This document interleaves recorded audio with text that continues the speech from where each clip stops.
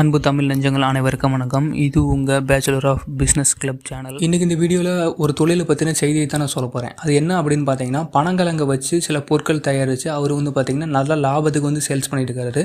So அவர்கிட்டருந்து நீங்கள் agency எடுத்து dealers எடுத்து உங்கள் ஏரியாவில் எப்படி ப்ரொமோட் பண்ணலாம் அப்படின்றத நான் என்னோட ஓனாக சொல்ல போகிறேன். இந்த செய்தி பார்த்திங்கன்னா புதிய தலைமுறையிலையும் தினத்தந்தி இணையதளத்துலையும் தான் நான் எடுத்து உங்கள்கிட்ட டேரெக்டாக கொடுக்குறேன். இதுக்கு முன்னாடி பார்த்திங்கன்னா இதே மாதிரி செய்தியை தான் நான் உங்களுக்கு கொடுத்துருந்தேன். அந்த ரெண்டு செய்தி என்ன அப்படின்னு பார்த்தீங்கன்னா, டிஷ்யூ கல்ச்சரில் காளான் நம்ம வீட்டிலேயே எப்படி வளர்க்குறோமோ அதே மாதிரி குங்குமப்பூ எப்படி டிஷ்யூ கல்ச்சரில் வளர்க்கலாம், அதுவும் வீட்டிலே வளர்க்கலாம் அப்படின்ற ஒரு செய்தியை பார்த்துட்டு நான் உங்களுக்கு ஒரு வீடியோவை போட்டிருந்தேன். ரெண்டாவது, உத்தரகாண்டில் வெல்லம் தயாரிக்கிற ஒரு உற்பத்தியாளர் அந்த வெள்ளத்தில் தங்கம் கலந்து பார்த்திங்கன்னா 1 கிலோ வெள்ளத்தை 11,000 ரூபாய்க்கு சேல்ஸ் பண்ணார் அப்படின்னு சொல்லிட்டு நான் ஒரு வீடியோ போட்டிருந்தேன். ஸோ அந்த வரிசையில் இது ஒரு 3வது வீடியோ. இது என்ன அப்படின்னு பார்த்தீங்கன்னா, பழங்கிழங்கு வச்சு ஸ்வீட்ஸ் தயார் பண்ணியிருக்கிறாரு. ஒரு 5 வகையான ஸ்வீட் தயார் பண்ணியிருக்காரு. இனி வருங்காலத்தில் 25 வகையான ஸ்வீட்ஸ் தயாரிப்பேன். அதுக்கடுத்து பார்த்திங்கன்னா A to Z எல்லா ஸ்வீட்டுமே நான் தயாரிப்பேன் அப்படின்னு சொல்லியிருக்காரு. அது எப்படி அப்படின்னு பார்த்தீங்கன்னா, கணவன் மனைவி 2 பேர் இருக்கிறாங்க. அதில் பார்த்திங்கன்னா ஒருத்தர் ஆசிரியர். கணவன் மனைவி 2 பேரும் நீண்ட நாளாகவே ஏதோ ஒரு தொழில் நம்ம பண்ணலாமே அப்படின்னு சொல்லியிருக்காங்க. இவங்க எந்த ஏரியாவில் இருக்காங்கன்னு பார்த்தீங்கன்னா, நாகை மாவட்டத்தில் தேவாரண்யம் பக்கத்தில் இருக்க ஒரு கிராமத்தில் தான் இருக்கிறாங்க. அது என்ன அப்படின்ற அந்த டீட்டெயிலேருந்து நான் உங்களுக்கு அந்த நியூஸவே பார்த்திங்கன்னா நான் காப்பி பண்ணி நான் உங்களுக்கு டிஸ்பிளேல கொடுத்துருக்கேன். நீங்கள் செக் பண்ணி பார்த்துங்க. அந்த ஃபோட்டோ அதில் இருக்குது. ஸோ 5 பொருள் பார்த்திங்கன்னா இவங்க தயார் பண்ணியிருக்காங்க. ஒன்று பார்த்திங்கன்னா பாரம்பரியமான உருண்டைகள் இருக்குது பார்த்திங்கன்னா, அந்த உருண்டைகள் தயார் பண்ணியிருக்காரு. அப்புறம் பார்த்தோம்னா பர்பி தயார் பண்ணியிருக்காரு. அப்புறம் பால்கோவா, அப்புறம் பார்த்திங்கன்னா அல்வா, அப்புறம் கேக்கு. இந்த 5 பொருளுமே பார்த்திங்கன்னா தயார் பண்ணியிருக்காரு. இன்னி வருங்காலத்தில் பார்த்திங்கன்னா 25 பொருளை நான் தயாரிப்பேன். அந்த 25 பொருள் தயாரித்ததுக்கப்புறம் இனிப்பில் எத்தனை வகை எல்லாமே இருக்குதோ அது எல்லாமே பார்த்திங்கன்னா இந்த பனங்கிழங்கை வச்சு நான் தயாரிப்பேன் அப்படின்னு சொல்லியிருக்காரு. இந்த பனங்கிழங்கை வச்சு தயாரிக்கிறதுக்கு அவருக்கு எப்படி யோசனை வந்திருக்கு அப்படின்னு பார்த்தீங்கன்னா, எல்லா பொருளுமே பார்த்தீங்கன்னா எல்லா காலத்துலையும் கிடைக்குது அப்படின்னா எல்லா காலத்துலையும் கிடைக்கிறதே இல்லைங்க. ஹைப்ரிட்டாக இருந்தால் கூட சில சமயத்தில் பார்த்தீங்கன்னா நம்ம கை கிடைக்கும் போது அது ரொம்பவே டேமேஜ் ஆயிடுது. ஸோ சுற்றி இருக்கிற பனை மரத்துலேருந்து பார்த்தீங்கன்னா அந்த பனங்காய் எல்லாமே எடுத்துகிட்டு வந்துடுறாரு. எடுத்துகிட்டு இவர் வீட்டு பக்கத்துலேயே பார்த்தீங்கன்னா அந்த பனம்பழத்தை பூராமே போச்சு வச்சுறாரு. போச்சு வச்சு சில காலத்துலேயே பார்த்தீங்கன்னா அந்த பனங்கிழங்கு பூராமே நல்லா வளர்ந்துருது. நல்லா வளர்ந்ததுக்கப்புறம் பார்த்திங்கன்னா அந்த பனங்கிழங்கை சூஸ் பண்ணி தனித்தனியாக எடுத்து வச்சுக்கிறாரு. தனித்தனியாக எடுத்ததுக்கப்புறம் ஒன்று பார்த்திங்கன்னா பவுட்ரு பண்ணிக்கலாம், இன்னொன்று பார்த்திங்கன்னா சிறப்பாக பண்ணிக்கலாம். இவர் பார்த்தோம்னா பவுடராக தான் ரெடி பண்ணுறாரு. பவுடராக ரெடி பண்ணதுக்கப்புறம் பார்த்திங்கன்னா இருக்கிற ஸ்வீட்லாம் என்னென்ன ஸ்வீட்லாம் இருக்குமோ அந்த ஸ்வீட் எல்லாமே பண்ண முடியும்னு சொல்கிறாரு. ஸோ இந்த வீடியோ நான் ஏன் போகிறேன் அப்படின்னு பார்த்திங்கன்னா, இதுக்கு முன்னாடி நம்ம காஷ்மீரில் பார்த்திங்கன்னா காஷ்மீர் குங்குமப்பூ எல்லாமே பருவநிலை மாற்றத்தினால அதிகபட்சமாக பார்த்திங்கன்னா சீசன் வீழ்ச்சி அடைஞ்சிக்கிட்டே இருக்குது. அதனால் பார்த்தோம்னா விவசாயிகளுக்கு எந்த விதமான லாபமும் கிடைக்கிறது இல்லை. அப்படின்றனால அங்கே காஷ்மீரில் இருக்கிற ஒரு ஆராய்ச்சி கழகம் பார்த்திங்கன்னா டிஷ்யூ கல்ச்சர் முறையில் குங்குமப்பூ காளான் மாதிரி எப்படி வீட்டிலே தயாரிக்கலாம் அப்படின்னு சொல்லிட்டு ஒரு ஆர்டிக்கல் வெளியிட்டிருந்தாங்க. சாரி, ஒரு செய்தி தான் வெளியிட்டிருந்தாங்க. அந்த செய்தி நான் கொடுத்துருந்தேன். ரெண்டாவது, உத்தரகாண்டில் இருக்கிற ஒரு வியாபாரி, வெல்லம் தயாரிக்கிற வியாபாரி, அவருக்கு பார்த்திங்கன்னா தொழில் டல்லாக ஆகிப்போச்சு. ஏன்னா ஃபாரின்லேருந்து அதிகமாக வர ஆரம்பிச்சிருச்சு. அப்படின்றனால உத்தரகாண்டில் அதிகமாக அந்த சேல்ஸ் அப்படின்றது நடக்காதனால புதுமையாக ஏதாவது ஒன்று பண்ணி ஆகணுமே அப்படின்றக்கோசரம் அவரோட வெள்ளை தயாரிப்பில் பார்த்திங்கன்னா 1 கிலோ வெள்ளத்தில் தங்கத்தை கலந்துருக்காரு. தங்கத்தூள்களை கலந்து அதை தங்க கலந்த ஒரு வெள்ளமாக ரெடி பண்ணனால அது 1 கிலோ 11,000 ரூபாய்க்கு சேல்ஸ் பண்ணியிருக்காரு. இனி வரும் காலத்தில் 1 கிலோவை நான் 1 லட்ச ரூபாய்க்கு சேல்ஸ் பண்ண போகிறேன் அப்படின்னு சவால் விட்டுருக்காரு. ஸோ இந்த வரிசையில் இந்த நம்ம தமிழ்நாட்டை சேர்ந்த இவர் பண்ணனால இது சுகர் ஃப்ரீ ப்ராடக்டாக ஆறியுது. சுகர் ஃப்ரீ ப்ராடக்ட் அப்படின்னு என்ன அப்படின்னு பார்த்தீங்கன்னா, ஆன்லைன் நீங்கள் செக் பண்ணி பாருங்கள். சுகர் ஃப்ரீ ப்ராடக்ட்னு வரும்போது பார்த்திங்கன்னா டாப் மோஸ்ட்டில் ஒரு 10 ப்ராடக்ட் இருக்குது. அந்த 10 ப்ராடக்ட்டுமே பார்த்திங்கன்னா சாதாரணமாக 200 கிராமு 400 கிராமு இந்த ரேஞ்சில் இருக்கிறது 200 ரூபா 280 300 அப்படின்லாம் இருக்குது. நான் ஃப்ளிப்கார்ட்டில் எடுத்த ஒரு சின்ன ஸ்க்ரீன்ஷாட் மட்டும் நான் உங்களுக்கு டிஸ்பிளேல கொடுத்துருக்கேன். நீங்கள் செக் பண்ணி பாருங்கள். ஸோ இந்த மாதிரி சுகர் ஃப்ரீ ப்ராடக்ட் அப்படின்னு சொல்லி போடுற அந்த கார்பரேட் கம்பெனிகளோட ப்ராடக்ட் எல்லாமே பார்த்திங்கன்னா ஹை வேல்யூவான ரேட்டில் இருக்குது. அது என்ன சுகர் ஃப்ரீ ப்ராடக்ட் அப்படின்னு பார்த்தீங்கன்னா, சர்க்கரை உள்ளவங்க இருக்க பார்த்தீங்களா, அதாவது சுகர் நோய் இருக்கிறாங்களா, அந்த நோய் உள்ளவங்களாம் என்ன பண்ணுறாங்கன்னு பார்த்தீங்கன்னா இந்த இனிப்புகளை சாப்பிடணும் அப்படின்னு விரும்புகிறாங்க. அந்த இனிப்பு சுவைக்காகவே விரும்புகிறாங்க. ஆனால் சர்க்கரை நோய் உள்ளனால அந்த இனிப்பு எல்லாமே அவங்க சாப்பிட முடியறதில்லை. இதனால் இந்த கார்பரேட் கம்பெனிகள் என்ன பண்ணாங்கன்னா, நீங்கள் எவ்வளோ வேணாலும் சர்க்கரை சாப்பிட்டுக்கலாம், அந்த சர்க்கரையோட டேஸ்ட் உங்களுக்கு தெரியும். ஆனால் அந்த சர்க்கரையோட பாதிப்பு பார்த்திங்கன்னா உங்கள் உடம்பு ஏற்றுக்காது அப்படின்னு சொல்லிட்டு தான் அந்த சுகர் ஃப்ரீ ப்ராடக்ட் அப்படின்னு சொல்லிட்டு அந்த சுகர் ஃப்ரீ ப்ராடக்ட்டை கொடுத்துருக்காங்க. ஆனால் இந்த தயாரிப்பு இருக்குது பார்த்திங்களா, இந்த பனங்கிழங்கு அப்படின்ற இந்த தயாரிப்பு நீங்கள் நார்மலாக பிறந்த குழந்தையிலேருந்து வயசானவங்க வரையும் பார்த்திங்கன்னா எடுத்துட்டு எல்லாருக்குமே கொடுக்கலாம். எந்த நோய் உள்ளவங்களாக இருந்தாலும் தாராளமாக சாப்பிடலாம். முக்கியமாக பார்த்திங்கன்னா சுகரு ப்ரெஷர் உள்ளவங்க, அதுலேயும் குறிப்பாக சொல்லணும்னா சுகர் உள்ளவங்க தாராளமாக இந்த இனிப்பு வகைகளை சாப்பிடலாம். அப்படின்றனால தான் இந்த புதிய தலைமுறையும் சரி, இந்த தினத்தந்தி நியூஸும் சரி, இந்த பனங்கிழங்கு ப்ராடக்ட்டை வந்து பார்த்திங்கன்னா அவங்களோட இணையதள பக்கத்திலே கொடுத்துருக்குறாங்க. ஸோ அந்தளவுக்கு வந்து பார்த்தோம்னா இவருக்கு இந்த சுகர் பேஷண்ட் உள்ளவங்க எல்லாமே அதிகமாக ஆர்டர் கொடுக்குறாங்க அப்படின்னும் அந்த பேட்டியில் இவர் வந்து சொல்லியிருக்கிறாரு. குறிப்பாக தபால் மூலயமா இவர் வந்து பார்த்திங்கன்னா ஆன்லைனில் கொரியரை அனுப்பிட்டுருக்கிறேன் அப்படின்னு சொல்கிறாரு.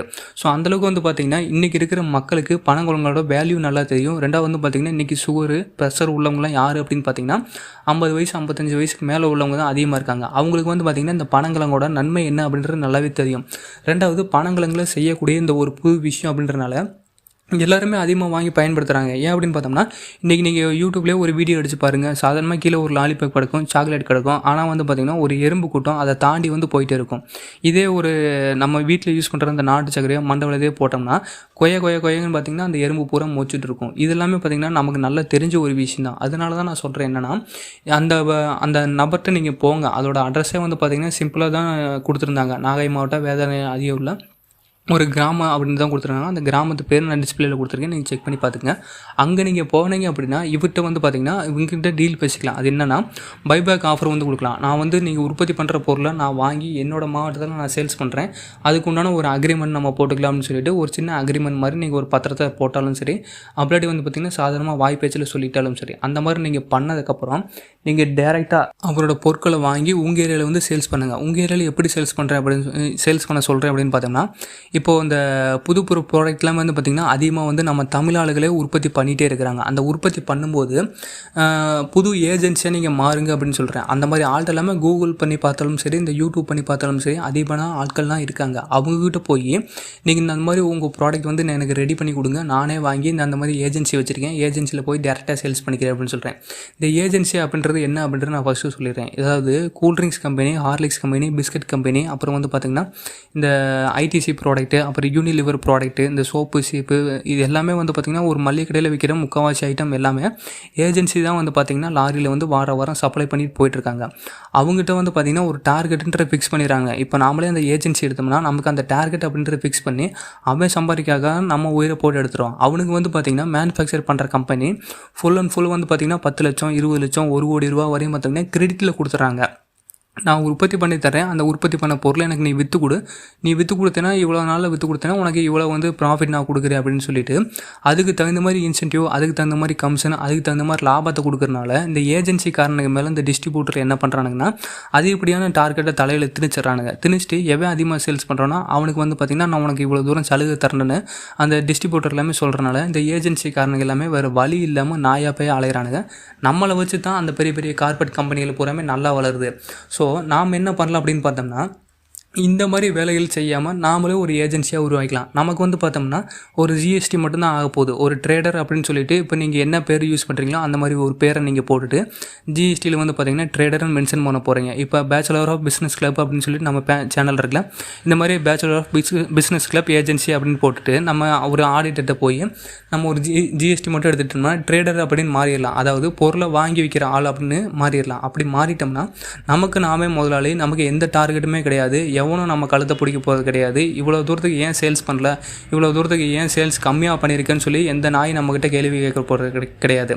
இந்த மாதிரி நபர்கள் நம்ம தமிழ்நாட்டில், அதாவது இந்த பனங்கிழங்கு வச்சு ஸ்வீட் ரெடி பண்ணியிருக்காருல, இந்த மாதிரி நபர்கள் இன்னும் நிறைய பேர் இருக்கிறாங்க. எத்தனையோ ப்ராடக்ட்லாம் வந்து பார்த்திங்கன்னா புதுசாக லான்ச் பண்ணிகிட்டே இருக்காங்க. அவங்க மாதிரி ஆட்டு இல்லாமல் போய் நாங்கள் மாதிரி ஏஜென்சி வச்சுருக்கிறேன், என்னோடய ஓன் ஏஜென்சி தான், இந்த ஏஜென்சி மூலிமா உங்கள் ப்ராடக்ட் நான் சேல்ஸ் பண்ண விரும்புகிறேன் அப்படின்னு சொல்லிட்டு நம்ம ஆட்களுக்கு நீங்கள் கை கொடுத்து தூக்கி விட்டீங்க அப்படின்னா இருக்க வந்து பார்த்திங்கன்னா அவங்களும் நல்லா வளருவாங்க, அவங்கள வச்சு நாமளும் நல்லாவே வளரலாம். ஸோ அடுத்து நீங்கள் என்ன பண்ணணும் அப்படின்னு பார்த்தீங்கன்னா ஒரு ஜிஎஸ்டி போட்டோம். இந்த ஜிஎஸ்டி எதுக்காகன்னு பார்த்தீங்கன்னா நாம் பொருட்களை வாங்கி விற்கிற வேலை செய்ய போகிறோம். அதாவது ட்ரேடராக மாற போகிறோம், ஒரு ஏஜென்சி வைக்க போகிறோம். இந்த ஏஜென்சி வைக்கிறனால பக்கத்தில் இருக்கிற ஆடிட்டர்கிட்ட போய் உங்களுக்கு பிடிச்ச பேரில் நீங்கள் ஜிஎஸ்டி ஒன்று எடுத்துங்க. அந்த ஜிஎஸ்டியில் வந்து பார்த்திங்கன்னா உங்களுக்கு ட்ரேடர் அப்படின்னு தான் மென்ஷன் பண்ணி கொடுப்பாங்க. இந்த ட்ரேடர் அப்படின்னா பொருட்களை வாங்கி விற்கிற வேலை, பொருட்களை வாங்கி விற்க மட்டும்தான் முடியும், அந்த வேலை தான் வந்து பார்த்திங்கன்னா ட்ரேடர் அப்படின்னு மென்ஷன் பண்ணி கொடுப்பாங்க. ஸோ அந்த ஜிஎஸ்டி நீங்கள் எடுத்துட்டிங்கன்னா அதிகபட்சமாக உங்களுக்கு ஒரு 5 லட்ச ரூபா வரையும் இன்வெஸ்ட்மெண்ட் தேவைப்படும். நீங்கள் 2 லட்ச ரூபாவும் போடலாம், 3 லட்ச ரூபாவும் போடலாம், 4 லட்சம் போடலாம். அதிகபட்சமாக ஒரு 5 லட்ச ரூபா வரையும் இன்வெஸ்ட்மெண்ட் போட்டுருங்க. போட்டதுக்கப்புறம் மூணாவதாக நீங்கள் என்ன பண்ண போகிறீங்கன்னா நீங்கள் ஒரு டாடா ஏசியோ தோஸ்தோ உங்கள் கெப்பாசிட்டிக்கு தகுந்த மாதிரி நீங்கள் ஒரு வண்டி வாங்க போகிறீங்க. ஸோ மொத்தம் 3 தான் தேவைப்படுதுன்னு நான் சொல்லிட்டேன். ஒன்று வந்து பார்த்திங்கன்னா ட்ரேடர் அப்படின்னு மென்ஷன் பண்ணி ஒரு ஜிஎஸ்டி, ரெண்டாவது வந்து பார்த்திங்கன்னா ஒரு முதலீடு 2 லட்சமோ 3 லட்சமோ 4 லட்சமோ அதிகபட்சமாக ஒரு 5 லட்சமோ தேவைப்படுது. 3வது வந்து பார்த்திங்கன்னா டாடா ஏசி தேவைப்பட போகுது. கடைக்கு போய் சேல்ஸ் பண்ணுறதுக்காக டாடா ஏசி. ஸோ இந்த 3 மட்டும் இருந்துச்சுன்னா நீங்கள் ஒரு ஏஜென்சியை நீங்கள் மாறிடலாம். யார்ட்டையும் போய் கையிட்டு நிற்க தேவையில்லை. எந்த கம்பெனிட்டையும் எனக்கு இந்த மாதிரி ஆர்டர் கொடு, எனக்கு இந்த மாதிரி கடன் கொடு, எனக்கு இந்த மாதிரி டார்கெட்டில் போட்டு சாவடிக்காது அப்படின்னு சொல்லிட்டு எவன்ட்டையும் போய் ஓரியாட தேவையில்லை. எவன்ட்டையும் போய் கை கட்டி பதில் சொல்லணும் அப்படின்ற அவசியமே கிடையாது. நாமளே இந்த மாதிரி ஏஜென்சியை உருவாகிடலாம். உருவானதுக்கப்புறம் என்னெல்லாம் பொருட்கள் விற்கலாம் அப்படின்னு பார்த்தோம்னா, இன்றைக்கி இந்த யூடியூப்பில் பிளாக் போடுறவங்க நிறைய ஆகிட்டாங்க. அந்த பிளாகில் வந்து பார்த்திங்கன்னா A to Z எல்லா பொருளுமே பண்ணிகிட்டு இருக்காங்க. குறிப்பாக இந்த செல்ஃபோன் அதிகமாக வளர்ச்சியானதுக்கப்புறம் நம்ம தமிழர்கள் அதிகமான விஷயங்களை வந்து பார்த்திங்கன்னா செல்ஃபோன்லேயே கற்றுக்குறாங்க. அதிகமான பொருட்களை நம்ம தமிழர்களே நம்ம தமிழ்நாட்டிலே அதிகமாக உற்பத்தி பண்ணவும் ஆரம்பிச்சிட்டாங்க. ஸோ இந்த வாய்ப்பை வந்து நீங்கள் பயன்படுத்திட்டு நீங்களே ஒரு ஏஜென்சியாக மாறிக்கிங்கன்னு சொல்கிறேன். இப்போது உங்கள் ஏஜென்சி மூலியமே வந்து பார்த்திங்கன்னா உணவு சம்மந்தப்பட்ட பொருள் அத்தனை பொருள் விற்கலாம். அதாவது ரெடிமேடாக விற்கக்கூடிய பொருட்களுக்கு பார்த்திங்கன்னா இந்த மாதிரி ஸ்வீட்டு, சாக்லேட்டு, இனிப்பு ஐட்டங்கள் பூராமே நீங்கள் சேல்ஸ் பண்ணலாம். அதுவும் இல்லாமல் வந்து பார்த்திங்கன்னா கார வகைகள் எவ்வளவோ புதுசாக கண்டுபிடிச்சிட்டு இருக்கிறாங்க. அதையும் நீங்கள் வாங்கி சேல்ஸ் பண்ணலாம். அப்புறம் இந்த பெண்கள் பயன்படுத்தக்கூடிய விஸ்பர் இருக்குது. அது எல்லாமே வந்து பார்த்தோம்னா அந்த மூலிகை வேறு, அப்புறம் அந்த தாமரை இலை, தாமரை தண்டை வச்சு பார்த்திங்கன்னா இந்த எந்த விதமான கெமிக்கலும் இல்லாமல் பெண்களுக்கு அந்த மாதவிட சமத்தில் இந்த விஸ்பர் யூஸ் பண்ணுறதுனால அந்த கெமிக்கல் பூராமே அவங்க உடம்புக்குள்ளே ஏறி கேன்சரை வர வைக்குது, மலர்த்தன்மையாகுது. இதனால் குழந்தை பிறக்கிறது இல்லை அப்படின்னு சொல்லிட்டு ஒரு ஆராய்ச்சி கட்டுரைகள் எல்லாமே சொல்லுது. அது உங்களுக்கு நல்லாவே தெரியும். ஸோ அந்த மாதிரி பெண்கள் பயன்படுத்தக்கூடிய இந்த விஸ்பர் வந்து பார்த்திங்கன்னா இந்த வேர்கள் வச்சு தயாரிக்கிறாங்க. அந்த தயாரிக்கிறதும் தமிழ்நாட்டிலே நிறையா இருக்காங்க. அப்புறம் வந்து பார்த்திங்கன்னா இந்த குழந்தைகளை பயன்படுத்துறது இந்த டைப்பர், இது எல்லாமே மூலிகையில் செய்கிறாங்க. தாமரை இலையை வச்சு செய்கிறாங்க, தாமரை தண்டை வச்சு செஞ்சுட்டு இருக்காங்க. இது எல்லாமே நமக்கு ஒரு வாய்ப்பாக கிடைக்குதுன்னு தான் சொல்கிறேன். ஏன்னா இத்தனை பொருட்கள் புதுசாக நம்ம தமிழ்நாட்டிலே தயாரிச்சிருக்காங்க. நீங்கள் அடுத்தவங்ககிட்ட போய் பணத்தை கட்டி 30 லட்சம் 40 லட்சம் 20 லட்சம் டெபாசிட் பண்ணி நீங்கள் ஒரு ஏஜென்சியை எடுத்து நீங்கள் போய் வீணாக போகிறக்கு இந்த மாதிரி நீங்களும் ஒரு ஏஜென்சியை உருவாக்கிக்கிட்டு அதிகபட்சமே வந்து பார்த்திங்கன்னா உங்களுக்கு ஒரு 5 லட்ச ரூபா தான் செலவாக போகுது. இந்த 3மே ரெடி பண்ணிவிட்டு ஒரு 5 லட்ச ரூபாவில் நீங்கள் ஒரு ஏஜென்சியை ரெடி பண்ணிட்டீங்கன்னா நான் சொன்ன மாதிரி இந்த கருப்பட்டியில் தயாரிக்கக்கூடிய சாக்லேட்டு, அப்புறம் இந்த பனங்கிழங்கில் தயாரிக்கக்கூடிய ஸ்வீட்ஸு, அப்புறம் இன்னும் நிறைய பொருட்களாமே இருக்குது. இதெல்லாமே நீங்கள் எங்கே பார்க்கலாம் அப்படின்னு பார்த்தீங்கன்னா யூடியூப்பில் நீங்கள் செக் பண்ணி பாருங்கள். இந்த உணவு சாதன பொருட்கள், அப்புறம் இந்த டைப்பர், விஸ்பர் மட்டும் கிடையாதுங்க. இது இல்லாமல் அழகு சாதன பொருட்கள் எல்லாமே இருக்குது. அந்த அழகு சாதன பொருட்கள்லாம் தேங்காய் எண்ணெயில் பயன்படுத்தக்கூடிய அந்த சோப்பு, அப்புறம் வந்து பார்த்தோம்னா அந்த வெங்காயத்தில் தயாரிக்கக்கூடிய ஃபேஷியல் க்ரீமு, ஃபேஸ் வாஷு, அப்புறம் இந்த தேங்காய் எண்ணெய், இது எல்லாமே வந்து பார்த்திங்கன்னா ஏகப்பட்ட பொருட்கள் ஆன்லைன்லேயே நிறையா வருது. குறிப்பாக யூடியூப்பில் அவங்களே விளாக் வந்து போட்டுட்ருக்குறாங்க. நம்ம தமிழ்நாட்டிலே வந்து பார்த்திங்கன்னா நிறைய விளாக் வந்து போடுற ஆட்கள் இருக்காங்க. அந்த விளாகில் அவங்களோட அட்ரஸ்ஸு, ஃபோன் நம்பரு, அவங்களோட ப்ராடக்ட்டை பற்றின ரிவ்யூ எல்லாமே அந்த கம்பெனியை வந்து பார்த்திங்கன்னா ஃபுல்லாக கொடுத்துருக்குறாங்க. அதை அந்த யூடியூப் எல்லாமே போட்டிருக்கிறாங்க. ஸோ அந்த விளாகில் நீங்கள் எடுத்து பார்த்தாலே அவங்களோட அட்ரஸ்ஸு, ஃபோன் நம்பர் எல்லாமே கிடச்சிருது. டேரெக்டாக ஃபோனில் ஃபஸ்ட்டு கான்டாக்ட் பண்ணுங்கள். 2வது ஒரு கேட்லாகை வாங்கிட்டு நேர்லேயே நீங்கள் போங்க. நேர்லேயே போய் அந்த மாதிரி ஏஜென்சி ஓனாக வச்சுருக்கிறேன், எனக்கு இவ்வளோ தூரத்துக்கு பொருள் உளுந்து தேவைப்படுது, எனக்கு கம்மி பண்ணி கொடுங்க அப்படின்னு சொல்லிட்டு நீங்கள் கேட்டிங்கன்னா அவங்களுக்கும் ப்ரொமோட் பண்ண மாதிரி இருக்கும், அவங்களோட சேல்ஸும் ஆன மாதிரி இருக்கும். 2வது அவங்கள வச்சு நீங்களும் வளர்ந்த மாதிரி இருக்கும் அப்படின்றத நான் சொல்ல வரேன். ஸோ இந்த வீடியோ பிடிச்சிருந்துச்சுன்னா லைக் பண்ணி, ஷேர் பண்ணி, கமெண்ட் பண்ணிக்க. முக்கியமாக சப்ஸ்கிரைப் பண்ணாமல் இருக்காதீங்க. நன்றி.